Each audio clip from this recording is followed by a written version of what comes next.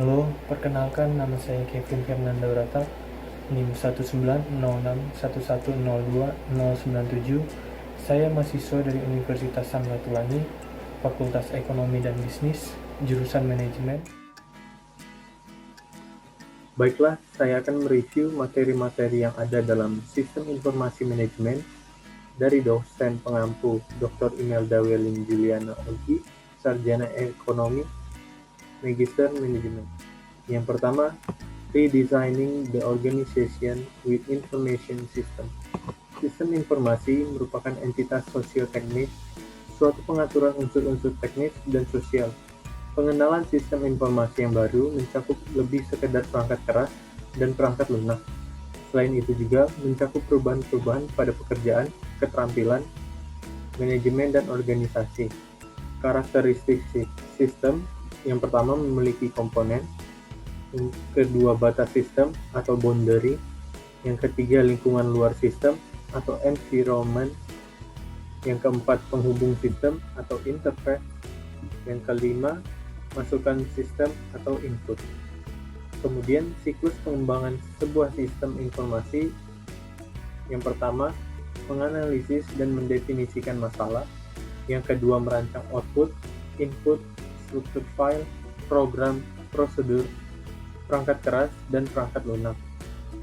Yang ketiga membangun perangkat lunak yang diperlukan untuk mendukung sistem, yang keempat implementasi sistem, yang kelima mendukung operasi sistem informasi, yang keenam mengevaluasi sistem. Kemudian pada RPS kedua, Understanding the Business Value of System and Change Management, yaitu nilai bisnis sistem informasi memiliki beberapa nilai berbeda untuk perusahaan bisnis. Infrastruktur teknologi informasi yang kuat dan konsisten dalam jangka waktu panjang bisa memainkan peran strategis penting dalam kehidupan perusahaan. Sistem informasi bisa menopang kelangsungan hidup perusahaan. Sangat penting untuk menyadari bahwa sistem bisa memiliki nilai, namun perusahaan tidak bisa menangkap semua atau sebagian nilai. Kemudian manajemen perubahan. Manajemen perubahan harus dilakukan secara efektif oleh organisasi di sekitar pembangunan sistem informasi yang baru. Orang yang menguji dan meneliti proses implementasi merujuk kepada semua aktivitas organisasional dalam hal adopsi, manajemen, dan rutinitas dari inovasi, seperti sistem informasi yang baru.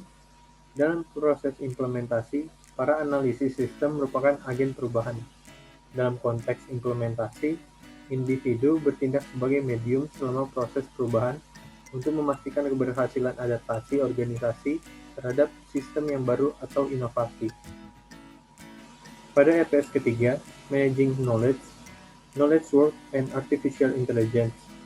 Knowledge Management adalah proses sistematis untuk menemukan, memilih, mengorganisasikan, menyarikan, dan menyajikan informasi dengan cara tertentu yang dapat meningkatkan penguasaan pengetahuan dalam suatu bidang kajian yang spesifik. Atau secara umum, KM adalah teknik untuk mengelola pengetahuan dalam organisasi untuk menciptakan nilai dan meningkatkan keunggulan kompetitif. Komponen utama knowledge management ada 3, yaitu people, place, and content. Menurut Davenport, manajemen pengetahuan adalah proses menerjemahkan pelajaran yang dipelajari yang ada dalam diri, pikiran seseorang menjadi informasi yang dapat digunakan setiap orang. Sedangkan artificial intelligence berasal dari bahasa Inggris. Artificial artinya buatan, sedangkan intelligence adalah kata sifat yang berarti cerdas. Sistem kecerdasan dibuat diharap tidak menggantikan manusia sebagai pembuat keputusan, tetapi sebaliknya mereplikakan butirannya dengan keadaan jelas sebagai berikut: sistem pakar, robotik, sistem penglihatan, sistem pemrosesan bahasa tadi, sistem pembelajaran, dan rangkaian neural. Kemudian pada RPS keempat, Enhancing Management Decision Making, pengambilan keputusan merupakan proses pemilihan alternatif tindakan untuk mencapai tujuan atau sasaran tertentu. Pengambilan keputusan dilakukan dengan pendekatan sistematis terhadap permasalahan melalui proses pengumpulan data menjadi informasi serta ditambah dengan faktor-faktor yang perlu dipertimbangkan dalam pengambilan keputusan. Jenis-jenis pengambilan keputusan. Yang pertama, keputusan tidak struktur atau unstructured decision. Yang kedua, keputusan terstruktur, structured decision. Yang ketiga, keputusan semi-terstruktur atau semi-structured. Kemudian sistem untuk mengambil keputusan. Yang pertama, sistem informasi manajemen. Kedua, sistem pendukung keputusan atau DSS.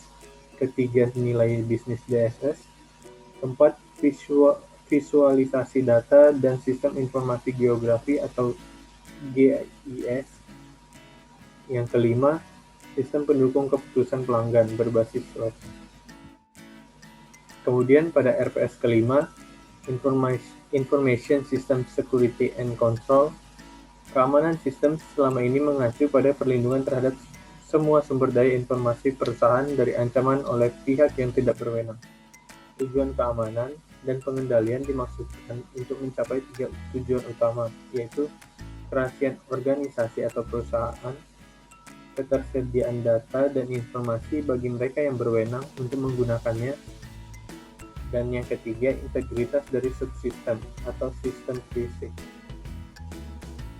Kemudian pada RPS ke-6, Ethical and Social Impact of Information System.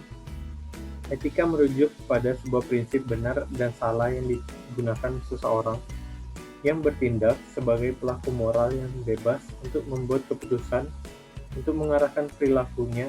Perkembangan teknologi informasi akan menghasilkan banyak manfaat di satu sisi, tetapi juga menimbulkan kerugian di sisi yang lain. Sistem informasi secara online menimbulkan tantangan-tantangan baru yang menciptakan dilema etika. Dampak positif dari teknologi informasi, yang pertama sebagai media yang dapat menghemat biaya, yang kedua internet sebagai media komunikasi, yang ketiga media untuk mencari informasi atau data, yang keempat perdagangan, yang kelima agama. Kemudian dampak negatif dari teknologi informasi, yang pertama menimbulkan pengangguran, yang kedua penyalahgunaan data untuk kepentingan pribadi, yang ketiga perlindungan terhadap hak cipta seseorang sulit diwujudkan, yang keempat menimbulkan ketergantungan terhadap teknologi, yang kelima ketidakmampuan SDM dalam penggunaan teknologi. Kemudian pada RPS ke-7, Managing International Information System, sistem informasi internasional, terdiri atas sistem informasi dasar yang dibutuhkan oleh organisasi dalam mengkoordinasi perdagangan dunia dan berbagai aktivitas lainnya. Ada 3 hal yang dihadapi oleh perusahaan-perusahaan dalam meraih posisi global. Yang pertama, strategi global dan organisasi bisnis. Terbagi menjadi 3. Yang pertama, strategi multinasional. Yang kedua, pewaralaba atau franchiser. Yang ketiga, strategi lintas negara. Kemudian pada poin kedua, faktor pendorong aplikasi bisnis global. Yang pertama, produk global. Yang kedua, pelanggan global. Dan yang poin ketiga, yaitu sistem global. Baiklah, itu review singkat materi-materi dalam sistem informasi manajemen dari saya. Mohon maaf atas kekurangan dan salah kata. Sekian dan terima kasih.